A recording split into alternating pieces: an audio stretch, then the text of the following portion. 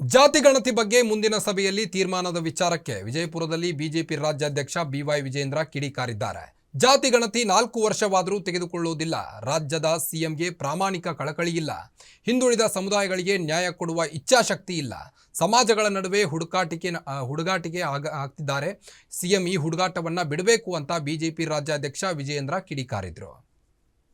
ಗಣತಿಯನ್ನು implement ಮಾಡೋದಕ್ಕೆ ಮಾಡಿಲ್ಲ. ಯಾಕೆ ಅಂತ ಹೇಳಿದ್ರೆ ರಾಜ್ಯದ ಮುಖ್ಯಮಂತ್ರಿಗಳಿಗೆ ಪ್ರಾಮಾಣಿಕವಾಗಿರ್ತಕ್ಕಂಥ ಕಳಕಳಿ ಅಥವಾ ಕಾಳಜಿ ಈ ವಿಚಾರದಲ್ಲಿ ಇಲ್ಲ. ಚುನಾವಣೆ ಗೆಲ್ಬೇಕು, ಈ ರೀತಿ ಓಟಾಡಿಕೆ ಮಾಡ್ಕೊಂಡು ಮಾಡ್ತಾರೆ ಹೊರತು 4 ಗಂಟೆ ಇಲ್ಲ, ಇನ್ನು 4 ವರ್ಷ ಆದ್ರೂ ಮಾಡಕ್ ಸಾಧ್ಯ. ಗಣತಿಯನ್ನು ಇಂಪ್ಲಿಮೆಂಟ್ ಮಾಡೋದಕ್ಕೆ ಮಾಡಿಲ್ಲ. ಯಾಕೆ ಅಂತ ಹೇಳಿದ್ರೆ ರಾಜ್ಯದ ಮುಖ್ಯಮಂತ್ರಿಗಳಿಗೆ ಪ್ರಾಮಾಣಿಕವಾಗಿರ್ತಕ್ಕಂಥ ಕಳಕಳಿ ಅಥವಾ ಕಾಳಜಿ ಈ ವಿಚಾರದಲ್ಲಿ ಇಲ್ಲ. ಚುನಾವಣೆ ಗೆಲ್ಬೇಕು, ಈ ರೀತಿ ಓಟಾಡಿಕೆ ಮಾಡ್ಕೊಂಡು ಮಾಡ್ತಾರೆ ಹೊರತು 4 ಗಂಟೆ ಇಲ್ಲ, ಇನ್ನು 4 ವರ್ಷ ಆದ್ರೂ ಮಾಡಕ್ ಸಾಧ್ಯ.